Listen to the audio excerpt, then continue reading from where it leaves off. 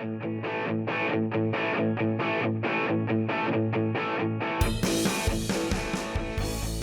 I'm Gabi, and welcome to Gabbing with Gabi. In this series, we sit down with fellow artists who have brought their knowledge and talent to the world via the internet.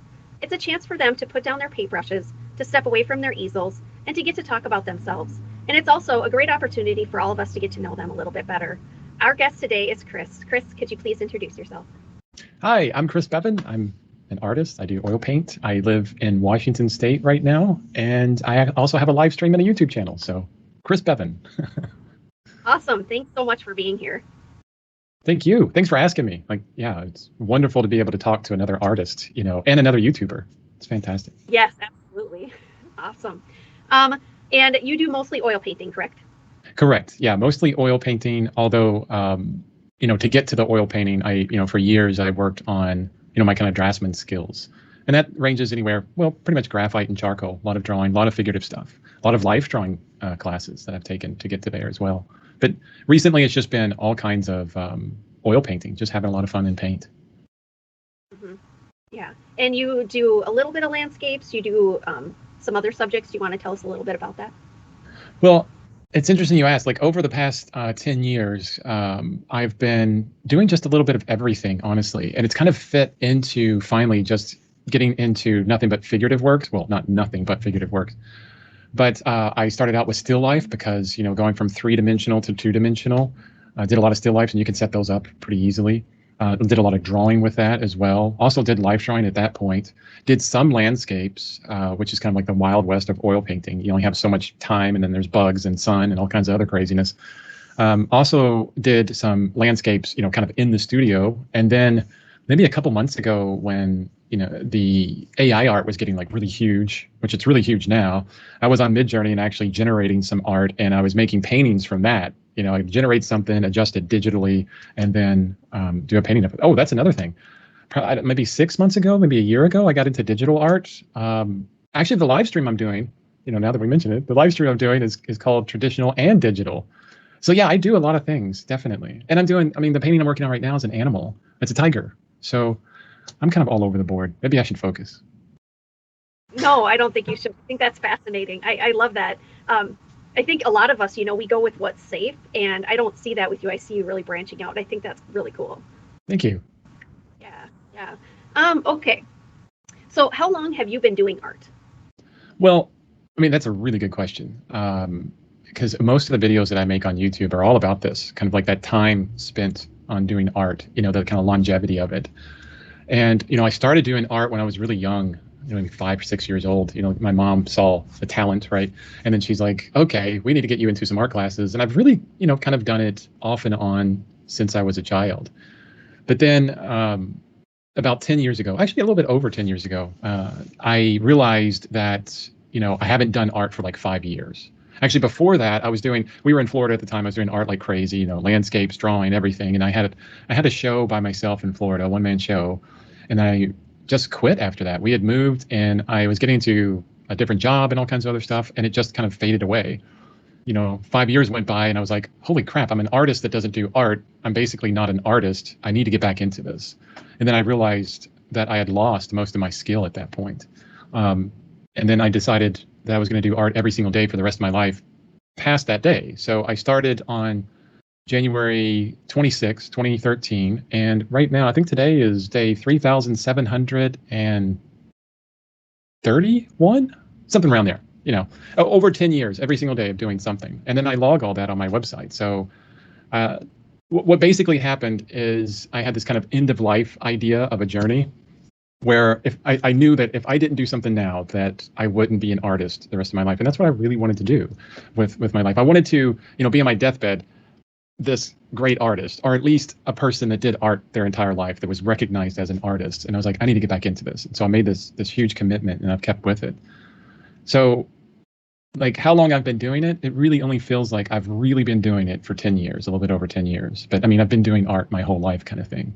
But seriously, the past 10 years, definitely. At what point did you pick up oil paint? Oh, wow. That was long, long ago.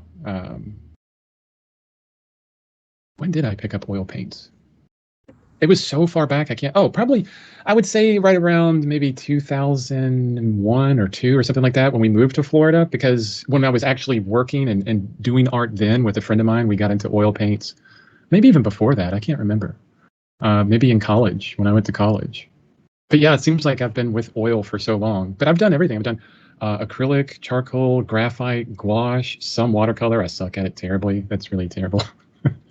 Yeah, just about everything, I would say. Wow, that's so fascinating. That's such a range. That's crazy.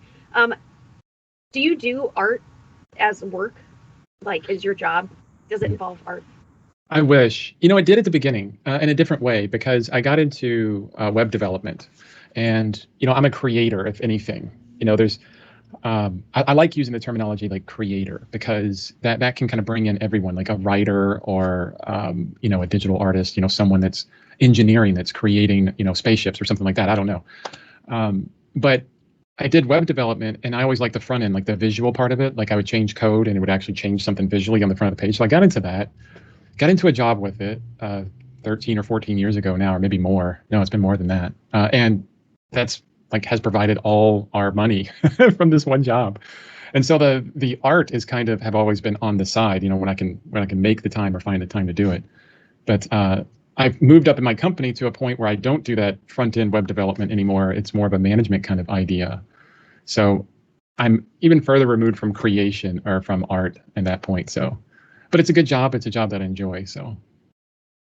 Well, that's got to count for something for sure. Oh yeah, definitely. It was years and years ago. I remember because maybe you remember this. Like when you're in college, maybe you're trying to finish up college, you don't have any money, so you're doing like retail jobs, or food industry jobs. I had a bunch of retail jobs, and I remember the day that I quit my last job at retail, which was Best Buy. I was like, you know what? I hate that. You wake up. Or you get ready to go to bed on your Sunday, which could be Tuesday because you work, your Wednesday is your Monday. And you feel that like kind of dread in your gut. You're like, oh gosh, I don't want to go to work. And I realized, I'm not going to do that again. I hate dreading going to work. I was like, if I don't like it, I'm not going to do it. So I quit. It was actually really bad because it was right before Thanksgiving and they did not like that. It was like Black Friday. I'm like, I'm out. See ya. I'm not going to go through this again. But it was the best for me because I was able to, after that in Florida, create a mural business and start to really do things that I love. And of course, I got into web development, really enjoyed that, still enjoy it. So, yeah. Sorry, kind of meandering there. Totally fine. It's fascinating. And I love when I hear people talk about, having a job that they enjoy because so often that's not the case, So true. I mean, well, you have children. I don't have kids, but my brother has kids. All of our friends have kids. Like everybody has kids. I'm 47, so I've watched, my niece and nephew grow up. And the one piece of advice that I've always tried to give, the younger people in our family is, do what you love. Always trying to align yourself to something that you really love and enjoy. And then inevitably the parents like, no, do something that pays well. Because, the parents want to protect and make sure that they have enough income because we all know what it's like not to have a lot of money sometimes. And my response to that is normally, if you do something you love, if you just can't wait to get up to work, you can't wait to just get started on your job, you're going to do it really well if you love it.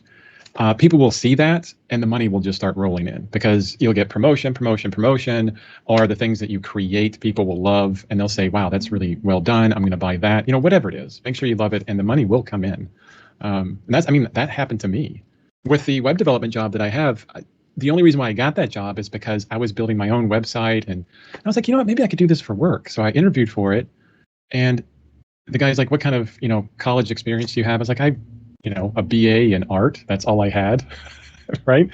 And, but he ended up hiring me because he said, wow, you did all this on your own. I was like, yeah, I just love it so much. I learned what I needed to learn. I built all this on my own. And he's like, yeah, that's what I want. I want someone with initiative, someone that really enjoys it. And being a manager myself now where I have to hire individuals, it's really hard getting people in that has like initiative, that love what they do. And if I see that in a person, it's like, okay, I'm going to hire them because no matter what problem or challenge gets thrown at them, if they love what they do, they will attack it and they will really overcome it. So Yeah, that's so important. Do what you love. Do what you love. Absolutely. Um, Thinking, way back to your early years, was there anything that really challenged you in art in general? Oh, wow, what didn't challenge me? That'd be an easy question. Was there anything easy? No, no, nothing was easy. The biggest the biggest challenges I've had, I've set myself up for, honestly. Um, let's talk about skill first, though. So drawing is always a challenge. I would say proportion and perspective, especially when you're talking about a figure, and then you get a figure that's pointing at you. You get this kind of weird, perspective that you have to deal with. That's always a challenge. Trying to get an understanding of form and how it moves through space. A deeper understanding. Like you can look at a 2D object or 2D photograph, and then understand, where the back of the head is, in space, or things like that. That's probably the biggest challenge, and I think I see a lot of artists as that challenge, because I critique a lot of work, and like everything's there, the color's there, the value's there, the subject matter's there, but then everything seems kind of flat and kind of wonky. Even maybe the proportion is there, but there's this misunderstanding or lack of understanding of how the form moved through space, right?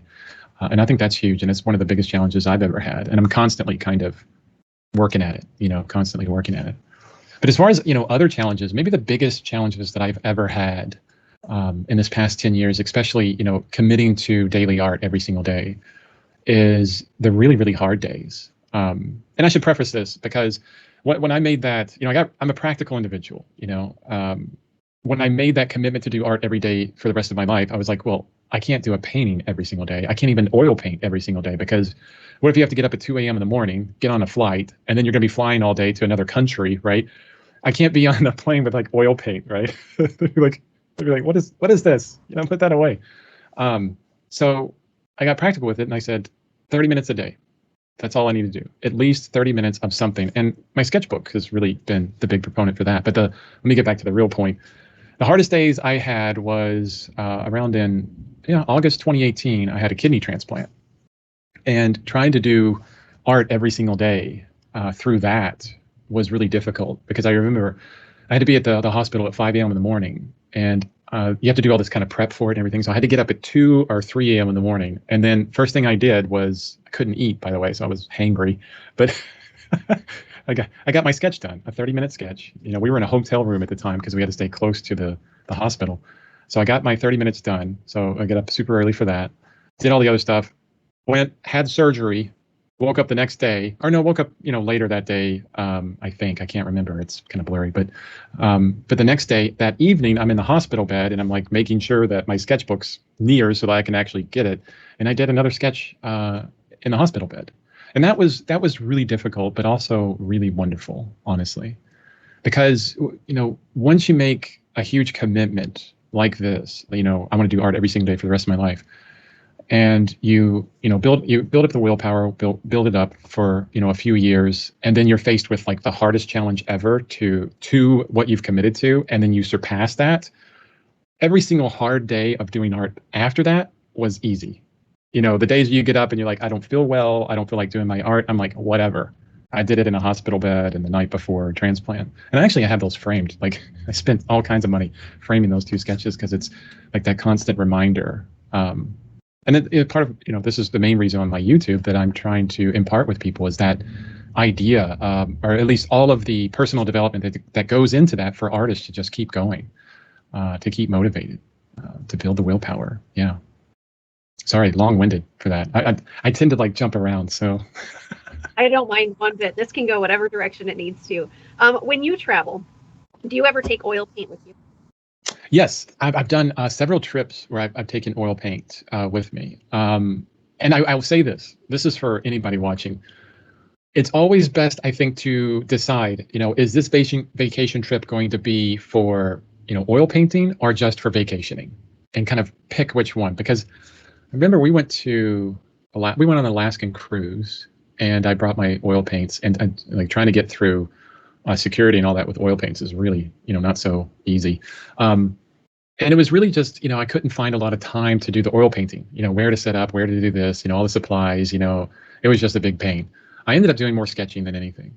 But then there's been times where I would tell my wife, hey, I'm going to do a painting trip this weekend. And I would just, throw everything in the car, drive off to the mountains, because in Washington we have beautiful mountains, and then just, paint for days and just be an artist for days. And that was absolutely wonderful. So having that kind of like decision, like I'm going to do this or that, really kind of changed it up. But yeah. And then what do you do with your wet oil paintings if you do, go on like a airplane vacation? What do you do with your wet oil paintings? That's a good question.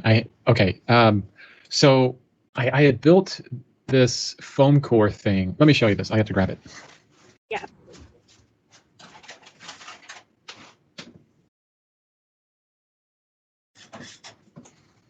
Okay.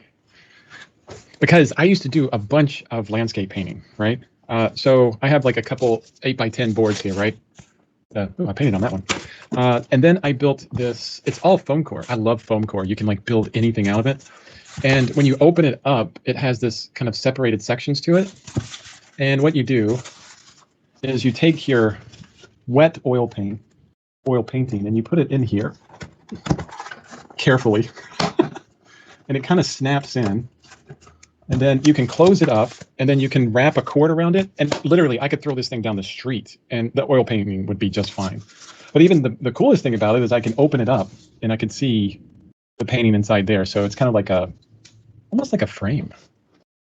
It would have been a lot easier now that I think about it. You can get some of those 8x10 frames that kind of open up like this. I bet you could do that with just a 8x10 oil painting. But I haven't done plein air painting in a while, but something like this is great.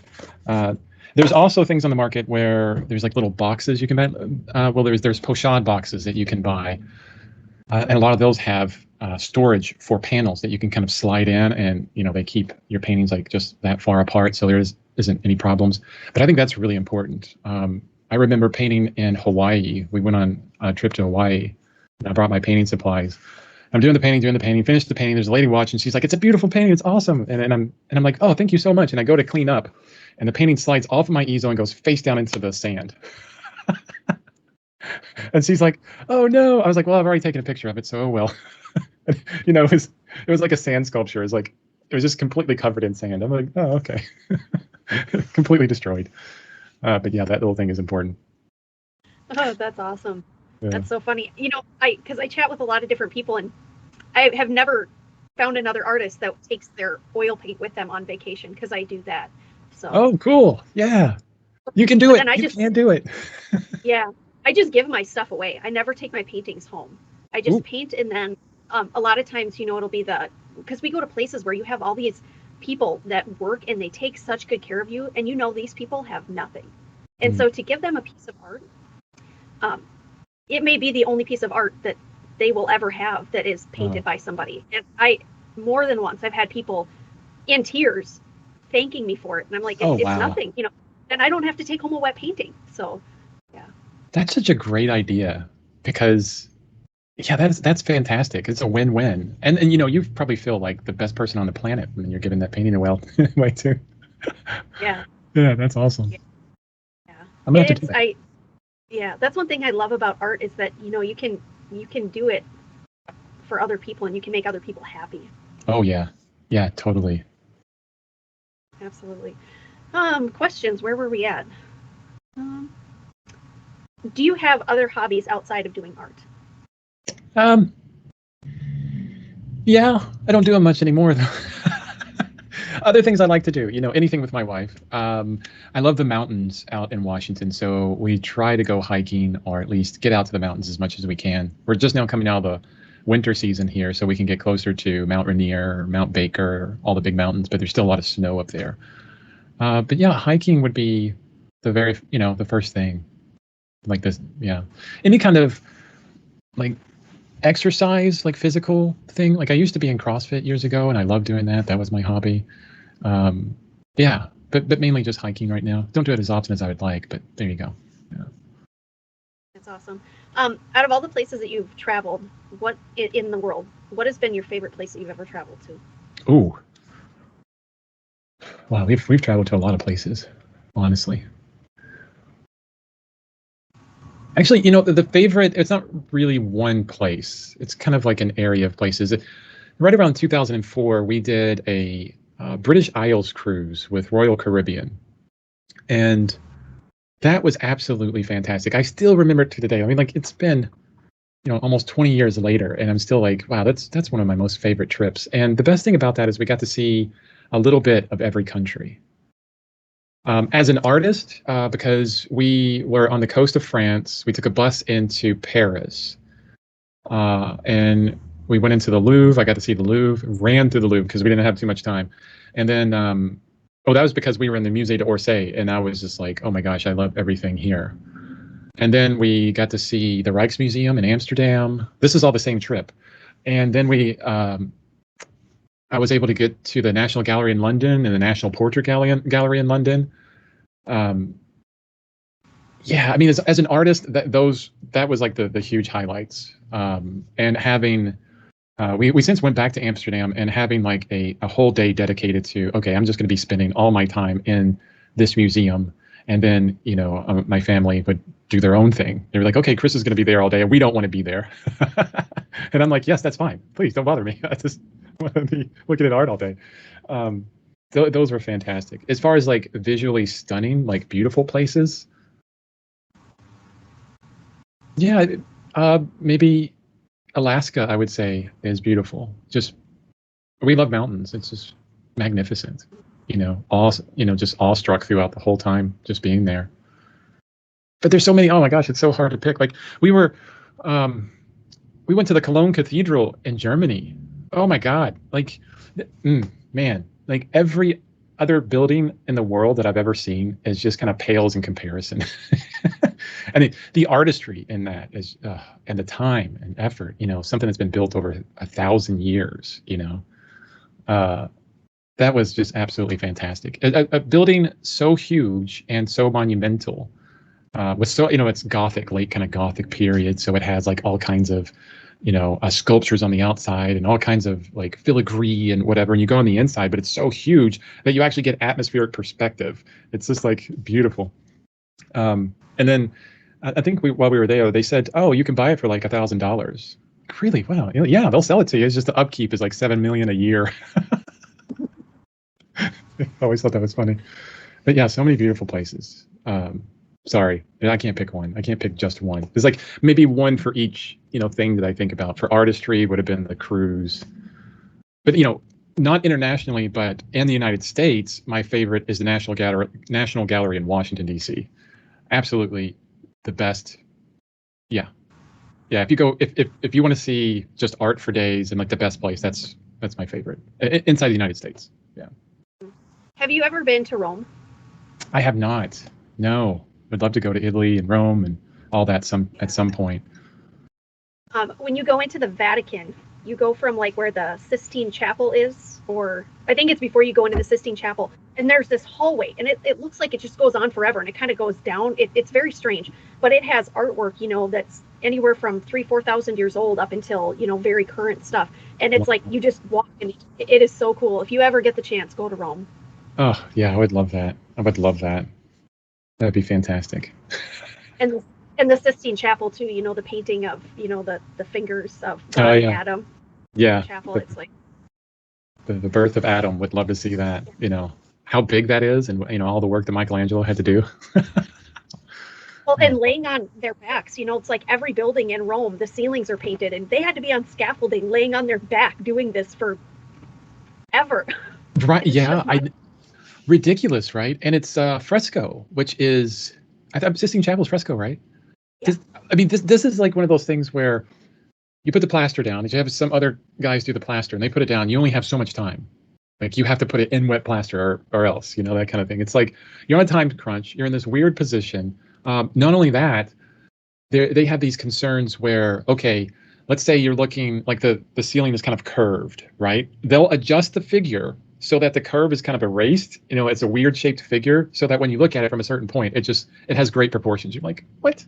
I can't even get proportions right and just flat perspective. Crazy stuff. So good. Yeah. If you were to pick an artist, whether it's an artist now or a classical artist, who would you say is your all-time favorite artist? Oh man, that is so hard. That is so hard. The first few that come to mind, I love Richard Schmid. Richard Schmid has been a huge influence on my work. Sargent, a lot of Sargent love there. I take that back. Andrew Wyeth.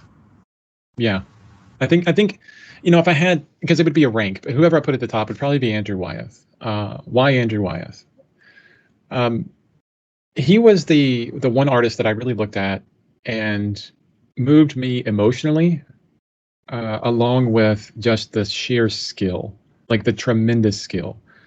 And through his work, I began to understand this connection between the objective and the subjective. So the object being what you're painting, a hand, an apple, a teacup or a figure, whatever it is, and the subjective, which is the feeling, the idea, the emotion, the terms. And he really kind of gave me this idea that art can be just so much more. I mean, if you do a search on Google, just do a random search, and you'll come up with a lot of blog posts that, if you do a search for the greatest paintings in history, about, I would say, 90% of them that would be listed on all these different blogs will be paintings that had some kind of narrative, some kind of story, some kind of emotional connection with humanity in some way. And those have what stood the test of time. The other ones are usually artists that are challenging art history in some way. But you look at, and I love representational, abstract, expressionistic. I love all art. I don't just say, oh, a 5-year-old could do that. Because when you look at Guernica by Picasso, one of the most influential paintings that he's ever done, that is probably at the top. It was done in response to an atrocity of the death of, I forget, some kind of war that he was speaking about. So he had a narrative behind this. And those are the paintings that I really respond well to. I mean, I respond well to anything well done. I mean, you look at a lot of art, even if it's not well done, if it has a good storyline, I think it's really good. But even like Sargent, you look at John Singer Sargent, you look at Richard Schmid. These are two painters kind of in the same kind of light, or along with Sorolla and what's the other guy's name? Zorn, like the Zorn palette, where it's all about the brushstroke, these luscious brushstrokes. And a lot of their work is about the surface. It's about the beauty of the art itself, the portrait, the landscape, the still life. And it's absolutely beautiful. But a lot of it kind of lacks that subjective approach as well. So I love that art. But when you can bring them both together, like Andrew Wyeth, that's when you have an artist that moves throughout the entirety of human history. Michelangelo. Yeah, definitely. Let's see. How many pieces of art do you think you've done in your life? In my life, I'm not sure. The last 10 years, I can give you an exact number, honestly, because I'm ridiculous like that. I'm this tech guy that loves tech and data, and then I'm also an artist. It's like, who does that? But I don't know. It's somewhere around 2,100 or 2,200 pieces in the last 10 years that I've worked on. And how many pieces of art do I actually keep and sell? On my Saatchiart.com, I think I have 30 or 40 pieces on there that I'm actually selling. So it's pretty interesting when you think about it, working every single day for 10 years and then coming up with maybe 30 or 40 pieces that I could. Well, I've sold things before that. Anyway, art that I'm really proud of, one or two. So. Do you have any pieces that you won't ever get rid of? Oh yeah, definitely. I did a portrait of my wife. I did a portrait of me and my cat. And then I did a portrait of our first cat together. We love our cats. So we just had, last year before last, seems like yesterday, we had a couple, our two boys died, of natural causes. But I'm going to do a painting of them. And then I would never give that away. I mean, things that are really close to my heart kind of thing. Yeah. Yeah, that's cool. That's really cool. Let's see. Why did you decide to start, making videos and kind of going online and doing that? Oh, that's a really good question. It fits along the same lines of kind of what I feel I have an authority in. And after, I don't know, 8.5, 9 years of doing art every single day, and then connecting with artists through that time, through all of our different moves around in the Pacific Northwest, and then hearing the same story kind of happen over and over again, where it's, I was just talking with another friend, and sent him an email back and forth, and I said, hey, have you been painting lately? And he said, no, life and work and stuff, I've gotten busy. It's all kind of gotten in the way, and I haven't painted in months. And there's so many just amazing artists that I've met that have just kind of fallen out of it, Actually, I just got a comment this morning that I answered on a recent video I did.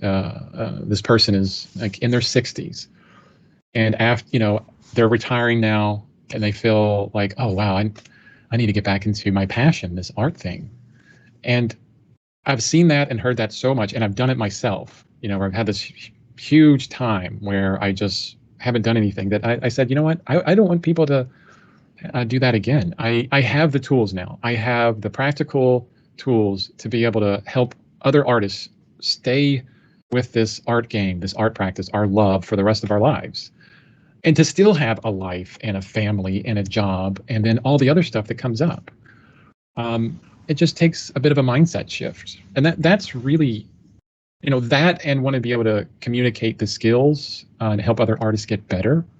But mainly it's that personal development aspect of art, which I think is lacking in a lot of ways. I mean, you can go anywhere online now and find courses for whatever material you want, whatever style you want to do. And people will be there trying to help you out with the technical aspects. But I feel like none of that matters if you don't find the time, if you don't have the time to actually do it, if you don't make the time to do it, if you don't have the willpower to get up on the days where you don't feel like it and just, knock out just 30 minutes or 15 minutes or 10 minutes, just keep going.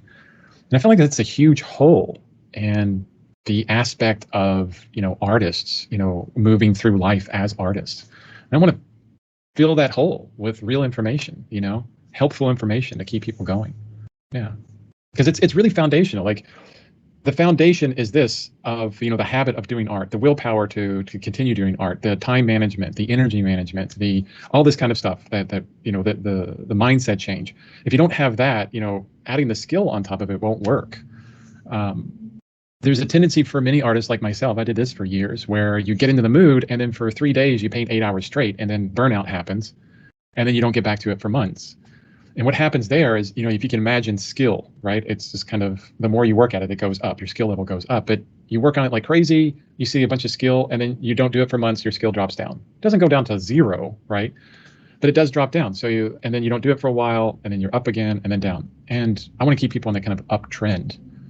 What's kind of lost with this, and what I figured out 5 years ago, is that if you're not doing it, it doesn't have to be constantly, but if you're not continually refreshing the complexity of art making, which is not only physical but very mental, you lose it. You don't use it, you lose it, right? It's not like riding a bike. And actually, like I say this, even if you don't ride a bike for a long time, you can really hurt yourself getting back on it. Art's not like riding a bike. It's a really complex thing. So yeah, that's my purpose, to help others in this aspect. Yeah. That's awesome. It's hard to have anything to say after that. That's so true, and I think people don't ever even consider any of that. So, yeah. Hopefully we can change that. Oh, absolutely. Well, and that is part of the reason that I take my oil paint no matter where I go, because I'm like, first of all, prying those paintbrushes out of my hands is nearly impossible anyway, because I absolutely love painting. But I don't want to be gone for a week and then come back and feel like I don't know how to paint anymore. Right. So. That is so true. Like you kind of feel that, like, if I'm not pushing forward, it is declining a little bit. One of the books that I love a lot, because, through this personal development journey, I've read a lot of books. So Atomic Habits by James Clear is fantastic. And one of the points that he makes in there is about habit suicide. Art is a habit. It's about building a habit, just like brushing your teeth, eating right, exercising, blah, blah, blah. It's all this other same stuff. And he says, setting these minimums, because they talk about it. This is real science. It's not something I came up with. Setting these minimums and doing something every day keeps that habit going. He's like, you can suck, but you can't quit. That's another quote that I love. You can suck that day, but don't quit. He's like, and if you miss a day, fine, but don't miss 2 days, because that's habit suicide. And it's interesting, this is Everything that he teaches is based on B.J. Fogg's Tiny Habits. That's the scientist behind James Clear, basically. And it's really that kind of same thing. The building up the habit. If you went without a week, it's very easy to fall off that habit, like to continually do it. Like, yeah, I've been off of it for about a week. I mean, think about like our diets or our exercise routine. How many times have I been like, yeah, I'm not going to meditate in the morning. And then, weeks go by and I'm like, wow, I haven't meditated in a while, or I haven't done my exercise in the morning. It's so easy to fall off. But it's just as easy to say, okay, I don't feel like doing it today. Let me just do my minimum, just a little bit, just to keep that habit going, just to keep the thought in there. So yeah, good job taking the paints with you all the time, something with you. It always gives me something to do too, when, I get seasick. And so I tell my husband, I'm like, go on a boat and go fishing. Oh, do you too? Yes. It's terrible. So it's like, go ahead and do that. I have my paint. I can sit here literally all day long on the beach or next to the pool and paint all day long because I love it that much. Yeah, so. That's fantastic. Okay, I'll see you out there. I'll paint you on the boat, but I'll be on shore. Right, yeah, exactly. Oh, yeah. Wait, do you have the same thing? Like I have to drive, and if I'm in the passenger seat, I can't read anything because I'll get sick like instantly. It's terrible. Yes. I mean, even like my husband will be like, I need you to look this up on Google really quick, or I need you to do this on the maps. I'm like, I can't do that because instantly. And it's not like I'm turning green and puking over the side of the bow. It's like, it feels like my brain is being sloshed around in my head. And then it's, if you don't have motion sickness, you just don't get it. Yeah. It's terrible. It's like, I can't function after that. It's like, okay, my day's done. Stop the car. Yep. 100%. Absolutely the same. We just kind of been floating around, which is totally fine. And yeah. I always write these kind of weird bonus questions. So let me look and see what I have. Oh, okay. If you could share your work, a piece of your work or something that you've done or your body of work to anybody, whether that person is dead or alive, who would it be and why? Ooh. If I could, that's a really good question. If I could share my work with anyone, dead or alive. So many artists come to mind that I would share my artwork with. I'm trying to decide between Rembrandt and Andrew Wyeth. I don't think Rembrandt would have any kind of connection to what the heck I'm doing. I would say, yeah, probably Andrew Wyeth. Yeah, that'd be really cool. Hey, Andy, look at all my work. What do you think? Tear it apart. Give me some critiques. And to be able to sit and create art with that person too, that would be really cool. Oh yeah, I would. They would be so annoyed at me because I would be asking them everything, like just picking their brain like crazy. Like, oh my god, get away from here. Let me rest. I'm dead now. No kidding. Let's see. What about your work makes you proud? Oh, 3,720 something days in a row. Yeah. That. It's a mountain of motivation constantly pushing me forward. It's fantastic. Even, I felt this even way at the beginning. After getting like around 100 or so days in a row, it's like, oh, heck no, I'm not stopping this. I don't want to break that streak. And then after you pass, 1,000, 2,000, and then it's like the numbers don't matter. I need to look at years now. And then, the addition of that, because it's kind of all together in this one thing, is my decision early on to log everything. Like you could go on my website, chrisbeaven.com, and you can go back to the very first day that I picked up a paintbrush again after 5 years of not being away, of not doing anything. And I did this ugly still life, this terrible still life. And then looking at the progression that I've made from then and how slow that progression was and how it's like, I'm always like kind of switching to go to this and go to that.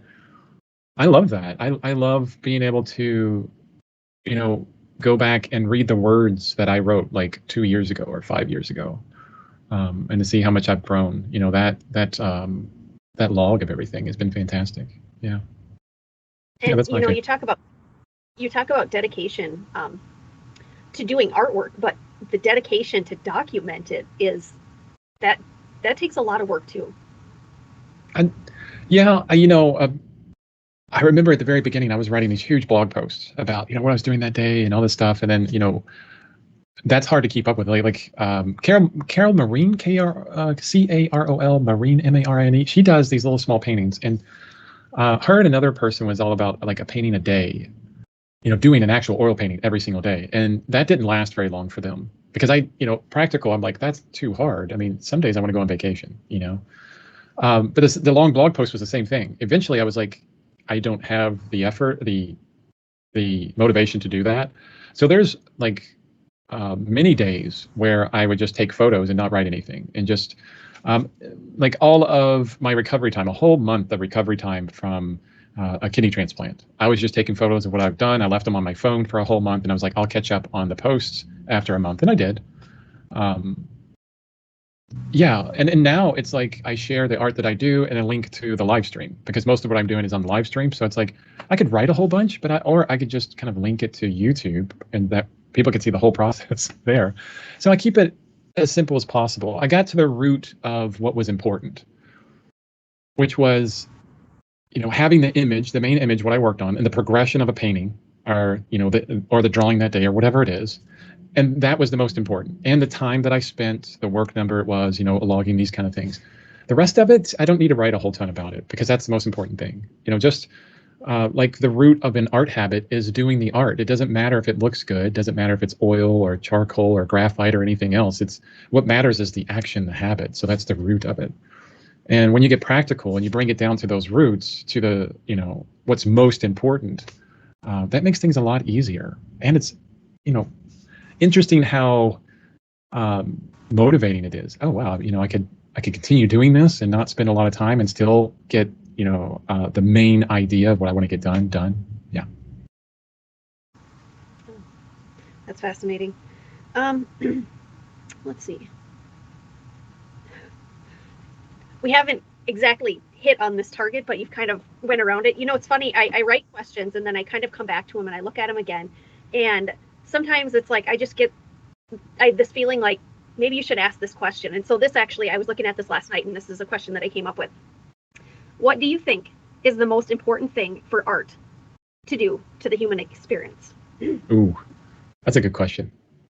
That's a really good question. What do I think that art should do for the human experience?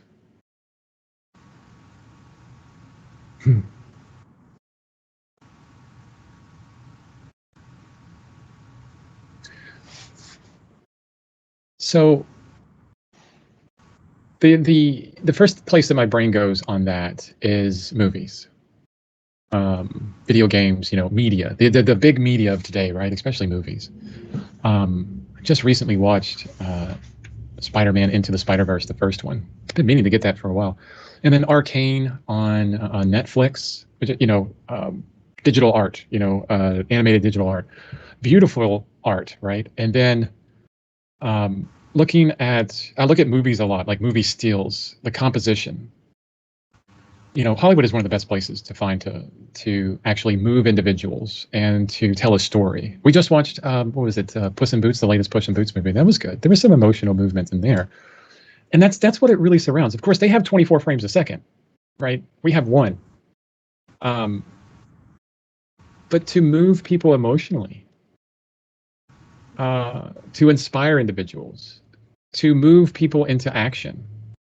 I would love to see art that causes a revolution of some sort, It's really interesting looking at the art of political campaigns and things like this. There's a lot of time and effort that goes into that. When the elections come up and there's all these signs, on the side of the road, the colors that they pick, the way that it's designed in a certain way, is to communicate not just the person's name, but what they're about, what their big topics, what they feel is important to them. But yeah, I think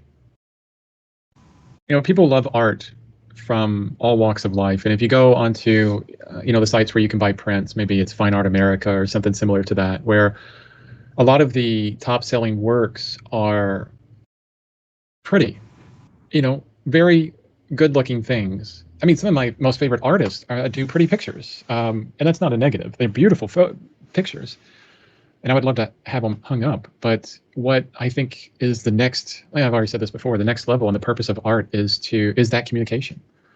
narrative story? How are you moving me? Was really influenced by Robert Henry and his book, The Art's Spirit.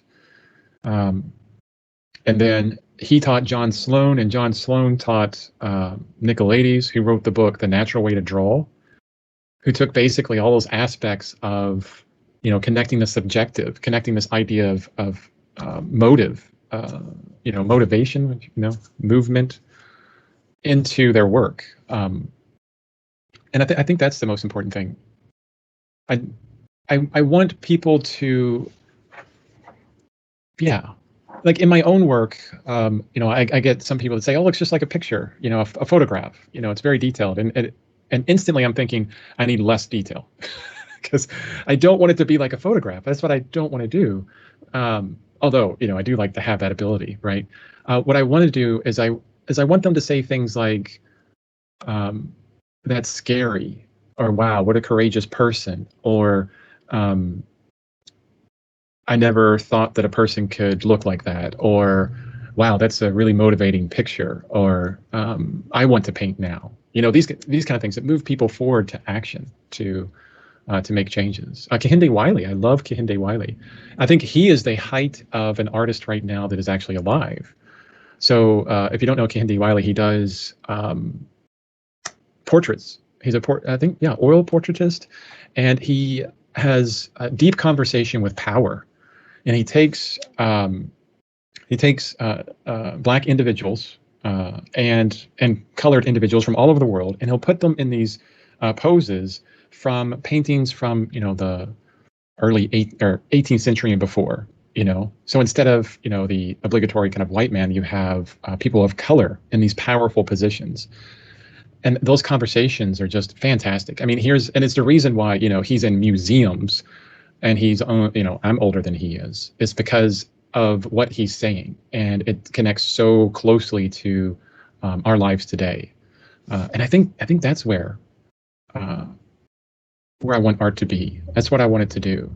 And not just in an abstract way. I love abstract works, but it's something else to be able to get that emotion and that narrative and that story with a representational piece and then do it well.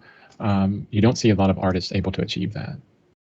Yeah, that's like way up there for me. Definitely. Good question. I think a lot of people think that, and I love beautiful artwork. I'm one of those people. But I always say, like, abstract, I don't do it, not because I don't necessarily want to, but that takes a whole nother level of creativity. It really does. Yeah, it's a whole other skill set. Very hard to do. Try and do abstract work and you're like, man, it just looks like a mess. Yeah. There's such beautiful abstract works out there. I love the representational work that is on the cusp of abstraction. It's like 5 brushstrokes of a landscape and you're like, that is so beautiful. How did you do that in 5 strokes? Oh, so good.